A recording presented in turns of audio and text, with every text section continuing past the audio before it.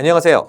정신건강의학과 전문의로 활동하고 있는 정신과 일타 강사입니다. 오늘은 우리가 흔히 하는 말 스트레스가 만병의 근원이다 라는 거를 제가 주제로 깊이 한번 좀 다뤄보도록 하겠습니다. 이 말이 단순히 속담 같은 게 아니라요, 이게 과학적으로 좀 입증된 사실이거든요.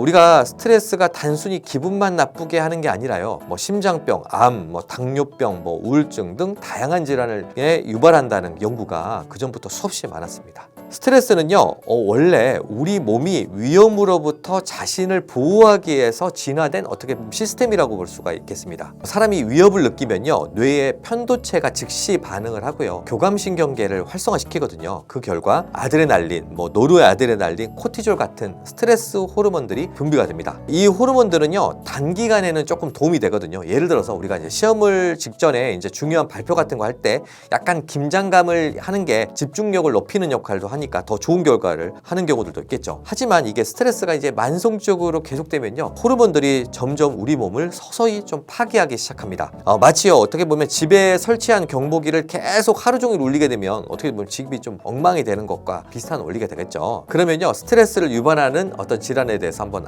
알아보도록 하겠습니다. 심혈관계 질환들이 이제 좀 문제가 되는데요, 스트레스는 심장과 혈관에 직접적으로 타격을 줍니다. 아드레날린이 과도하게 분비되면 혈압도 증가가 되고요, 그 다음에 심박수도 상승하고 혈관은 수축되게 됩니다. 이 상태가 되면 고혈압, 협심증, 심근경색, 뇌졸중의 위험이 크게 증가하고요. 미국 하버드대 연구에 하면요, 극심한 분노나 공포를 느낀 직후 한 2시간 동안에요, 심근경색 위험이 5배 정도 증가한다. 그러니까 감정을 조절하지 못한 스트레스가 심장을 직접 공격하는 그런 셈이 되겠죠. 그리고 두 번째는 면역력에 영향을 좀 줍니다. 스트레스 호르몬, 특히 이제 코티졸 같은 경우는 면역세포의 활동을 좀 억제하거든요. 짧게는 감기에 자주 걸리게 하고요, 길게는 암세포를 억제하는 NK세포의 기능을 좀 떨어뜨리는 역할을 합니다.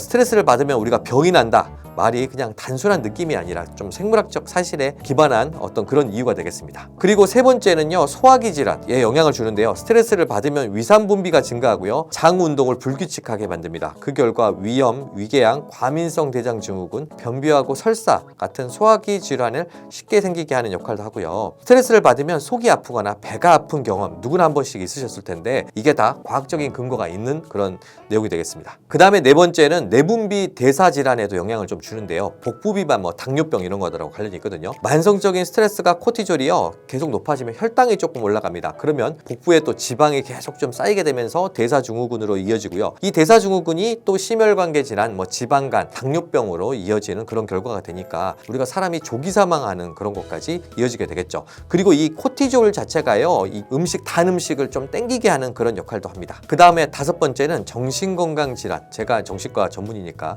이게 굉장히 스트레스 자체가 정신건강에 직접적인 영향을 줍니다. 대표적인 애가 우울증, 불안장애, 공황장애, 불면증 같은 게 생길 수 있겠죠. 지속적인 스트레스는요, 뇌의 해마하고 전두엽 부분들을 손상시켜서 기억력과 판단력을 좀 떨어뜨리고 감정 조절을 못하게 하는 그런 역할도 하고요. 특히 이제 현대인에서 요즘에 번아웃 증후군이다 이런 게 있는데 이런 것들도 대부분 만성 스트레스가 원인이 되겠습니다. 그러면 스트레스 안 받으면 되겠죠. 근데 우리가 스트레스 안 받기가 쉽지 않죠. 스트레스를 완전히 없애는 거는 사실 거의 불가능합니다. 직장 문제도 있을 수 있고 경제적 부담, 인간관계, 건강 문제 등 스트레스 원인이 너무 많고요. 이걸 어떻게 다 우리가 피할 수가 없겠죠. 그래서 스트레스가 없는 삶은 우리가 꿈꾸는 거긴 하지만 현실적으로는 사실은 좀 불가능합니다. 그래서 중요한 거는 뭐냐면 스트레스를 없애는 게 아니라 스트레스를 다루는 방법이 좀 필요하겠죠. 같은 스트레스 상황에서도 어떤 사람은 조금 무너지기도 하고 어떤 사람은 견뎌내는 이유가 어떤 이런 스트레스 저항력, 대처 능력에 차이가 있을 수 있겠습니다. 그럼 어떤 방법이 있냐면요, 규칙적인 운동을 한다든지 충분한 수면, 건전한 취미 생활 같은 게 스트레스를 줄이는 가장 좀 쉬운 방법이라고 볼 수 있겠고요. 그래서 스트레스는 단순히 기분을 나쁘게 하는 게 아니라 심장병, 암, 당뇨병, 우울증 등 수많은 질환의 뿌리가 되니까 결국 건강하게 오래 살고 싶다면